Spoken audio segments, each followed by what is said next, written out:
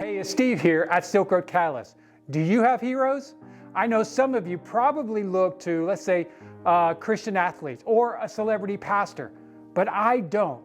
I rarely look to those types because my heroes are those who sacrifice more than you or I could probably ever imagine to deliver the gospel where it's least available. A few weeks ago, a brother in Asia passed away. He was a friend of friends. He was only in his mid-20s, and I learned he had a long-term disease that often drained his energy. The more I learned about him, the more I wanted to have met him. And while I won't or can't say what his religious background was pre-Christ, I will say that those within his community, specifically from his religious background, are heavily gospel deprived. So one might think he has plenty of ministry to do among his own people. And in the beginning of his walk with Christ, that is exactly what he did. He served his own people.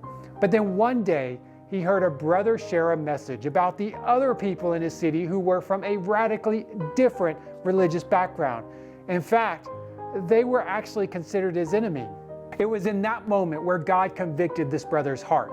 He knew that he needed to spend his life delivering the gospel to those considered his enemy, to those who were born into a religious community he did not understand. So as a result, he spent his time every week visiting the worship centers of his enemies, befriending those inside, sharing the gospel, loving and serving the people. He did all this while he faced daily struggles with his own physical weakness due to his disease. And while I never met him, I wish he could have lived longer, because the reality is more people would have heard the gospel through him. And so I want to challenge you. I want to give you a challenge in light of his recent passing. In 1 Corinthians 11, Paul told the believers in Corinth to follow his example as he followed Christ. This was not an arrogant statement, but a challenge to the church. And just like Paul, I challenge you to follow this brother's example. This brother did not let disease or an enemy classification or other obstacles get in his way. He pushed forward delivering the gospel. Now, I'm sure he had days where he could not go out due to his illness. That's obvious.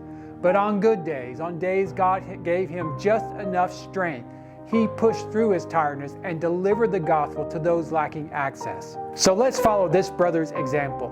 Let's follow him like he followed Christ, because with God's power working through us, we can push through most challenges we face. And as you can imagine, this brother is one of my heroes.